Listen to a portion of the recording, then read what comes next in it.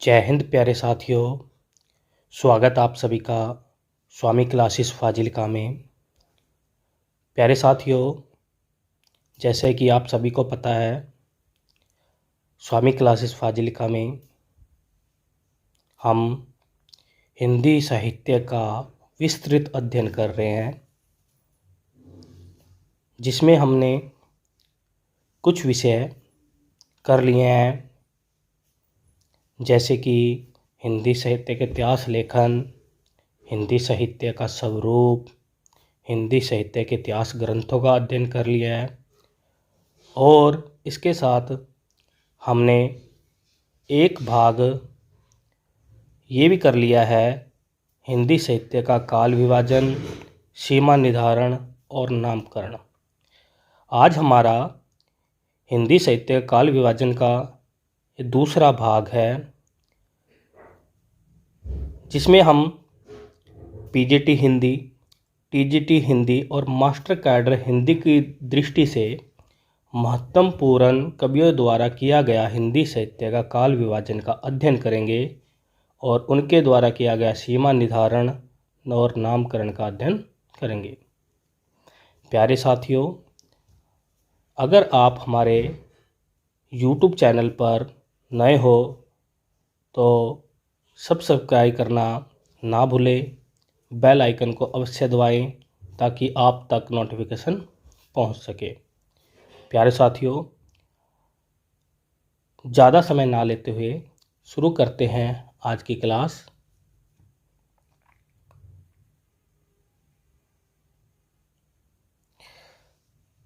आचार्य हजारी प्रसाद द्विवेदी का काल विभाजन का अध्ययन करेंगे, यानी हजारी प्रसाद द्विवेदी द्वारा किया गया हिंदी साहित्य का काल विभाजन का अध्ययन करेंगे।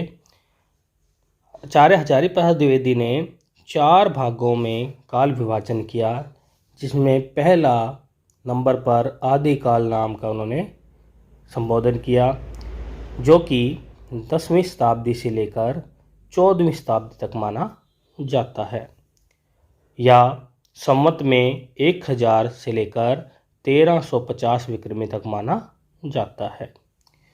दूसरे भाग में भक्ति काल नामकरण किया, जो कि 14वीं शताब्दी से लेकर 16वीं शताब्दी तक माना जाता है। संवत में 1350 से लेकर 1700 विक्रमी संवत तक माना जाता है।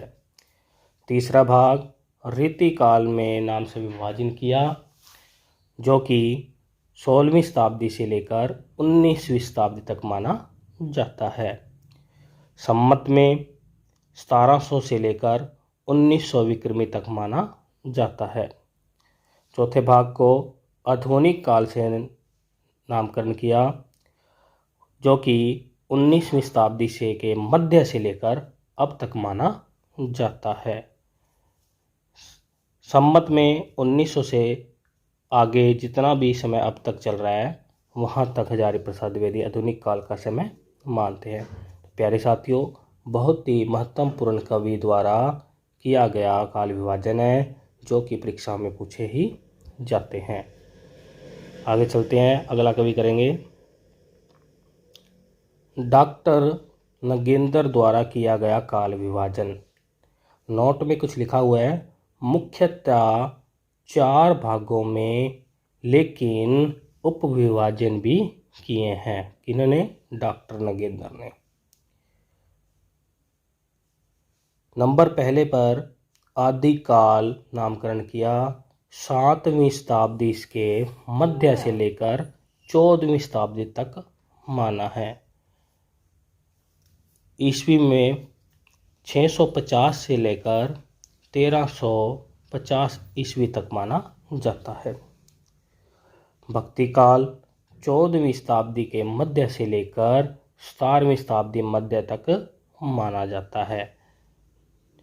1350 से लेकर 1650 ईस्वी तक माना जाता है। तीसरे नंबर पर रीतिकाल 17वीं शताब्दी से लेकर मध्य से लेकर 19वीं शताब्दी तक माना जाता है, जो कि 1650 से लेकर 1850 ईस्वी के माना जाता है। आधुनिक काल 19वीं शताब्दी के मध्य से आज तक का समय इसमें माना जाता है। 1850 ईस्वी से अब तक माना जाता है। आधुनिक काल को इन्होंने आगे उप विभाजन किए हैं। पहला क में है पुनर्जागरण काल या भारतेंदु काल नामकरण किया, जो कि 1857 ईस्वी से लेकर 1900 ईस्वी तक माना जाता है। ख भाग में जागरण काल या द्विवेदी काल में विभाजन किया, जो कि 1900 से लेकर 1918 ई तक माना जाता है। तीसरे भाग यानी गह भाग में छायावाद नामकरण किया, जो कि 1918 ई से लेकर 1938 ई के मध्य माना जाता है। घ भाग छायावादोत्तर काल नाम दिया, जो कि 1938 ईस्वी से लेकर अब तक माना जाता है। छायावादोत्तर युग को भी इन्होंने आगे दो भागों में विभाजित किया है। पहले भाग में प्रगति प्रयोग काल यानी प्रगति प्रयोग काल, जो कि 1938 से लेकर 1953 ईस्वी तक माना जाता है, और नवलेखन काल 1953 से लेकर अब तक माना जाता है। तो प्यारे साथियों, ये डॉक्टर नंगेंद्र द्वारा किया गया काल विभाजन था, जिसको आप अध्ययन करने लेना। बहुत ही महत्वपूर्ण पूछा जाता है।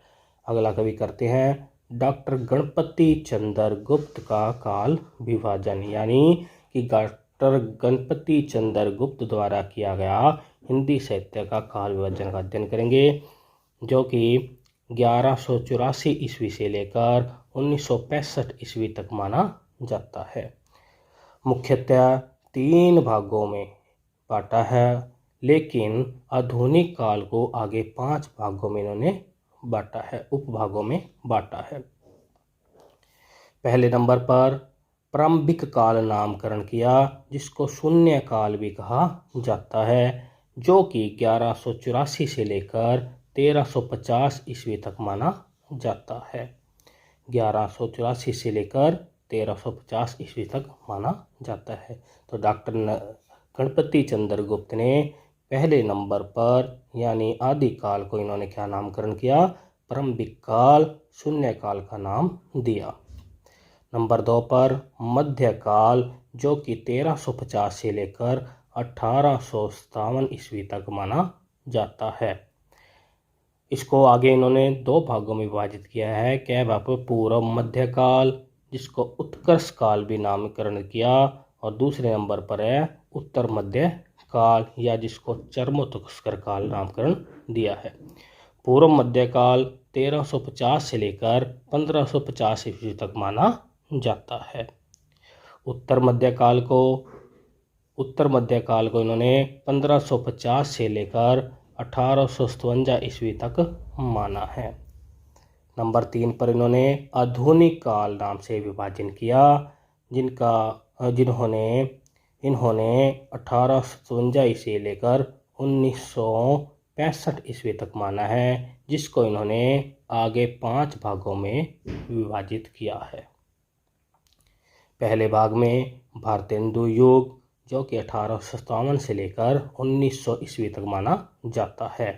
नंबर 2 पर द्विवेदी युग नामकरण किया, 1900 से लेकर 1920 ईस्वी तक माना जाता है। नंबर 3 पर छायावाद युग नामकरण किया, जो कि 1920 से लेकर 1937 ईस्वी तक माना जाता है। चौथे नंबर पर प्रगतिवाद युग नामकरण किया, जो कि 1937 से लेकर 1945 ईस्वी तक माना जाता है। प्रयोगवाद युग को नामकरण किया 5वें नंबर पर, 1945 से लेकर 1965 ईस्वी तक माना जाता है। तो प्यारे साथियों, डॉक्टर गणपति चंद्र गुप्त ने काल विभाजन किया है, जिसको आपने अध्ययन करना है। बहुत ही महत्वपूर्ण कवि हैं, उनके द्वारा किया गया काल विभाजन बहुत ही महत्वपूर्ण है, जो परीक्षा में पूछा जाता है। एक नोट लिखा है, डॉक्टर गणपति चंद्र गुप्त का यह भी मत है कि हिंदी के प्रारंभिक काल एवं मध्यकाल में 3 प्रकार का काव्य मिलता है। कितने प्रकार का? 3 प्रकार का काव्य मिलता है। नंबर 1 पर धर्माश्रित काव्य, नंबर 2 पर राजाश्रित काव्य और नंबर 3 पर लोक आश्रित काव्य मिलता है। अगला कवि करते हैं आचार्य विश्वनाथ द्वारा किया गया काल विभाजन। पहले नंबर पर आदिकाल नामकरण किया, जो कि संमत 1000 से लेकर 1400 विक्रमी तक माना गया है। नंबर 2 पर पूर्व मध्यकाल या भक्ति काल नामकरण किया, 1400 से लेकर 1700 विक्रमी तक माना गया है। नंबर 3 पर उत्तर मध्यकाल या सिंगार काल नामकरण किया, जो कि 1700 से लेकर 1900 विक्रमी तक माना गया है। नंबर 4 पर आधुनिक काल या गद्य काल नामकरण किया, जिसको समय उन्होंने माना 1900 से अब तक माना है, यानी 1900 विक्रमी संमत से लेकर अब तक इन्होंने माना है। यहाँ विक्रमी संमत है, विक्रमी संमत याद कर लेना। तो प्यारे साथियों, यहाँ से प्रश्न पूछा जाता है कि रीति काल को विश्वनाथ ने क्या नामकरण किया, क्या नाम दिया? तो सिंगार काल से नाम से संबोधित किया। प्यारे साथियों, इसको याद कर लेना। ठीक है, अगला कवि करते हैं राम खिलावन पांडे द्वारा किया गया काल विभाजन। पहले नंबर पर इन्होंने 4 भागों में विभाजन किया। पहले नंबर पर है संक्रमण काल, जो कि 1000 से लेकर 1400 ई तक माना गया है। नंबर 2 पर संयोजन काल, जिसका समय इन्होंने माना है 1401 से लेकर 1600 ई तक माना गया है। नंबर 3 पर संवर्धन काल नामकरण किया, 1601 से लेकर 1800 ई तक माना गया है। नंबर 4 पर संचयन काल नामकरण किया, जो कि 1801 से लेकर 1900 तक माना गया है। तो प्यारे साथियों, राम खिलावन पांडे द्वारा किया गया काल विभाजन का आपने नामकरण अवश्य याद कर लेना। नामकरण जरूर पूछा जाता है कि राम खिलावन पांडे ने आदिकाल का क्या नाम दिया, भक्ति काल को किस नाम से संबोधित किया, रीति काल को किस नाम से संबोधित किया, या आधुनिक काल को किस नाम से संबोधित किया। तो प्यारे साथियों, आदिकाल को इन्होंने संक्रमण काल नाम दिया, भक्ति काल को इन्होंने संयोजन काल नाम दिया, रीति काल को इन्होंने संवर्धन काल नामकरण किया और आधुनिक काल को इन्होंने संचयन काल नामकरण दिया। तो प्यारे साथियों, इसको याद कर लेना, जो कि परीक्षा में पूछा ही जाता है। डॉक्टर बच्चन सिंह द्वारा किया गया काल विभाजन का अध्ययन करेंगे। इन्होंने 4 भागों में हिंदी साहित्य का काल विभाजन का अध्ययन किया। पहले नंबर को इन्होंने नामकरण दिया अपभ्रंश काल, यानी आदि काल को इन्होंने अपभ्रंश काल से संबोधित किया, जिसका समय उल्लेखित नहीं है। नंबर 2 पर भक्ति काल को नामकरण से किया, जो कि 1400 से लेकर 1650 ई तक माना जाता है। नंबर 3 पर रीति काल नाम दिया, 1650 से लेकर 1857 ईस्वी तक माना गया है। नंबर 4 पर आधुनिक काल नामकरण किया, जो कि 1857 ई से लेकर अब तक माना जाता है। तो प्यारे साथियों, बच्चन सिंह द्वारा किया गया हिंदी साहित्य काल विभाजन आपने याद कर लेना और इसके नामकरण अवश्य याद कर लेना। अगला कवि करते हैं राम स्वरूप चतुर्वेदी द्वारा किया गया काल विभाजन, जिसमें उन्होंने 4 भागों में काल विभाजन किया।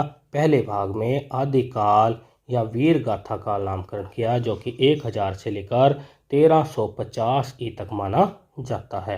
नंबर 2 पर पूर्व मध्यकाल, जिसे भक्ति काल भी कहा जाता है, 1350 से लेकर 1650 ईस्वी तक माना गया है।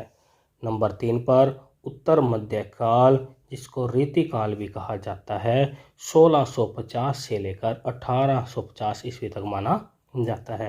नंबर 4 पर आधुनिक काल नामकरण किया, जिसको गद्य काल भी कहा जाता है, 1850 ई से लेकर अब तक माना जाता है। तो प्यारे साथियों, ये भी आपने याद कर लेना है, जो परीक्षा में पूछा ही जाता है। तो प्यारे साथियों, आपको मैं आशा करता हूँ कि आपको आज की क्लास में जो हमने अध्ययन किया है वो आपको समझ में आ गया होगा, और इसको बहुत ही अच्छे प्रकार से आप याद कर लेना। यहाँ से प्रश्न पूछा ही जाता है।